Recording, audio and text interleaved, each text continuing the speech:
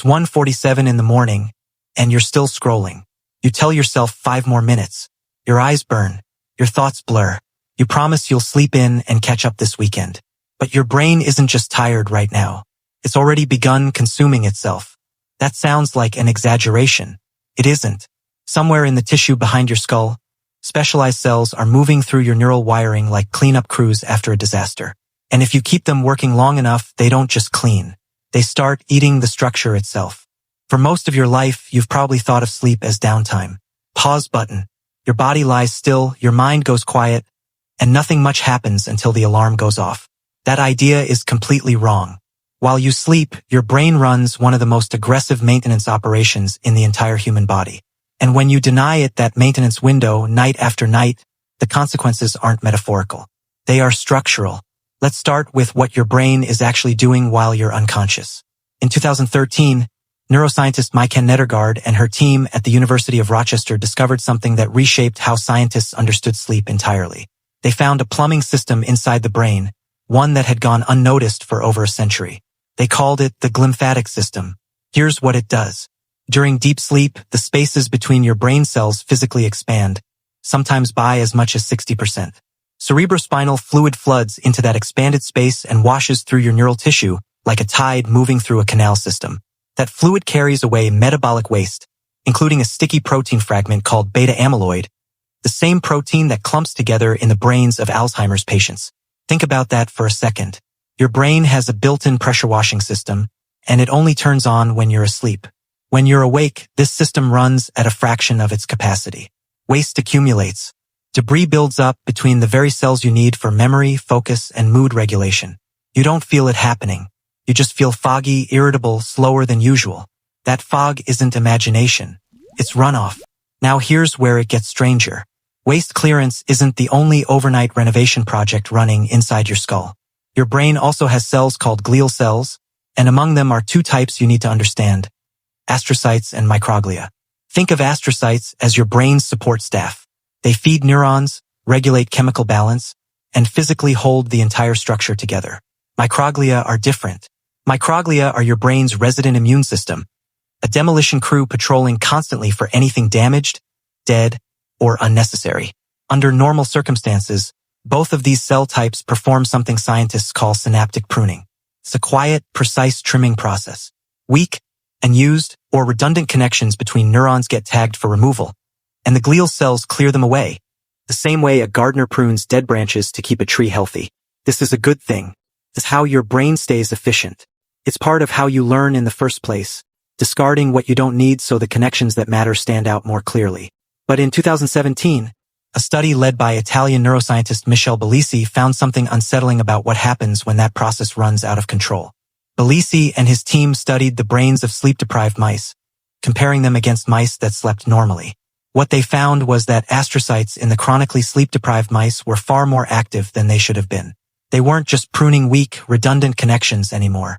They were engulfing larger, healthier synaptic structures, the very connections responsible for carrying information between neurons. In other words, the brain's own maintenance crew had started dismantling parts of the building that were still in use. Worse, the researchers found signs of microglial activation that resembled patterns typically seen in aging brains and in the early stages of neurodegenerative disease. In sleep-deprived mice, the immune cells of the brain were behaving the way they behave in tissue that is chronically stressed or actively breaking down. Not tissue that is simply tired. Tissue under siege. There's a detail from that study worth sitting with. The astrocytic activity Bellisi measured wasn't a small uptick. In the chronically sleep-deprived mice, astrocytic phagocytic activity, essentially the rate at which these support cells were physically engulfing synaptic material, was elevated well beyond what showed up in mice that simply missed one night of sleep. The damage scaled with the debt. The longer the deprivation continued, the more aggressive the consumption became, as if the brain's tolerance for the arrangement wore thin the longer it was forced to operate without repair. Why would your own brain do this to itself? The likely answer is survival triage. Sleep is when your brain performs expensive repair work, clearing waste, consolidating memory, restoring chemical balance across trillions of connections. All of that costs energy, and your brain is already one of the most energy-hungry organs you have, burning through a disproportionate share of your daily calories just to keep itself running. When you don't sleep, none of that scheduled repair work gets done, but your brain still needs energy and resources to keep functioning the next day. So it improvises. It starts recycling. It breaks down synaptic material it judges to be less essential and repurposes those resources just to keep the system running through one more waking day. You are, quite literally, running your brain in a resource deficit. And it is cannibalizing its own architecture to cover the shortfall. This isn't only happening after extreme, days-long sleep deprivation, either. Chronic partial sleep loss, the kind you get from consistently sleeping 5 or 6 hours instead of 7 or 8, produces a milder version of the same effect stretched out over months and years. It's not one dramatic event. It's erosion, one missed hour at a time, quiet enough that you barely notice the pattern until it's already reshaped how you think. Here's the part that should genuinely alarm you. Memory consolidation, the process where the things you learned and experienced during the day get transferred into long-term storage, happens overwhelmingly during deep sleep.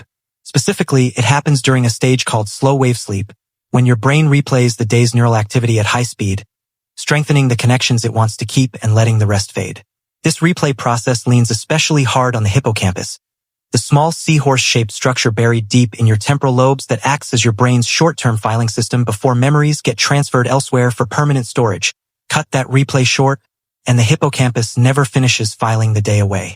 If astrocytes are busy consuming synaptic structures instead of preserving them, and the glymphatic system isn't clearing waste efficiently because you cut your sleep short, both processes end up competing for the same shrinking window. And when that window shrinks, something has to give. That's why a single night of poor sleep doesn't just make you tired the next day. It measurably impairs memory formation, emotional regulation, and reaction time, effects documented across decades of sleep research, including foundational work by researchers like William Dement, who helped establish sleep medicine as a field and demonstrated how quickly cognitive performance collapses under accumulated sleep debt. In some of his early experiments, subjects deprived of adequate rest for even a few consecutive nights began showing lapses in attention nearly identical to what shows up in people who are legally too impaired to drive. And here's the part that makes it so easy to miss. None of this feels like damage while it's happening. Caffeine blocks the receptors that would normally register your accumulated sleep debt as exhaustion, so you feel functional even while the underlying tissue is in worse shape than it was the day before. Adrenaline and simple routine paper over the deficit during daylight hours. The consequences are almost entirely invisible until they aren't, which is exactly why so many people treat chronic short sleep as a lifestyle choice rather than what it actually is. A standing biological liability, compounding quietly in the background. There's also a second sleep stage worth understanding here, separate from the slow-wave sleep that handles memory replay. REM sleep, the stage where most vivid dreaming occurs, appears to play its own distinct role in emotional processing, essentially stripping the raw emotional intensity off the day's memories while preserving the informational content underneath. Cut REM sleep short, which is exactly what happens when you compress your sleep window or wake repeatedly through the night, and memories tend to get stored with their emotional charge still fully attached.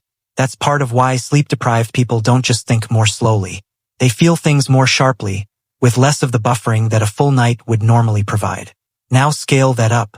Chronic sleep deprivation, the kind millions of people quietly live with for years, has been linked in multiple studies to an increased risk of Alzheimer's disease and other forms of cognitive decline later in life.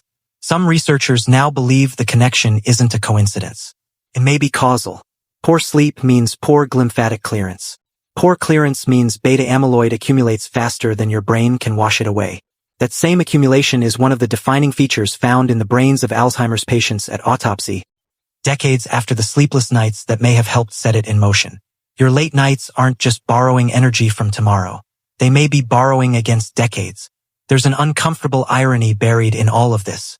You probably think of sleep as the thing that happens when nothing else is happening. The inactive hours, the wasted time, the part of the day with nothing to show for it. But by nearly every biological measure, your brain is more industrious while you're unconscious than at almost any other point in your day. It's flushing toxins through an expanding river of cerebrospinal fluid. It's pruning weak connections with surgical precision. It's consolidating the memories worth keeping and quietly discarding the ones that aren't. Deny it that time, and it doesn't simply pause the project and wait for you to catch up later. It starts making brutal, resource-driven decisions about what gets sacrificed to keep the lights on right now, tonight, whether or not you ever notice the trade. Before you dismiss any of this as something that only matters for lab mice, consider what happens in the daylight hours that follow a bad night. Your attention narrows. Your patience shortens. Small frustrations feel enormous, and decisions that should take seconds start to feel unbearably heavy. That isn't a personality problem, and it isn't a willpower problem either. It's a resourcing problem, playing out in real time inside tissue that is still working off last night's deficit. Still short on the maintenance hours it was owed and never received. None of this requires you to pull an all-nighter to matter. It requires only a pattern, repeated often enough that your brain stops treating sleep loss as an exception and starts treating it as the baseline it has to manage around. And once that becomes the baseline, the recycling never really stops. It just becomes routine. So the next time it's 1:47 in the morning and you're telling yourself 5 more minutes, understand what's actually being negotiated. It isn't just tomorrow's alertness sitting on the table. Somewhere behind your eyes, astrocytes are already deciding which parts of your neural architecture are worth keeping and which ones you have just made expendable.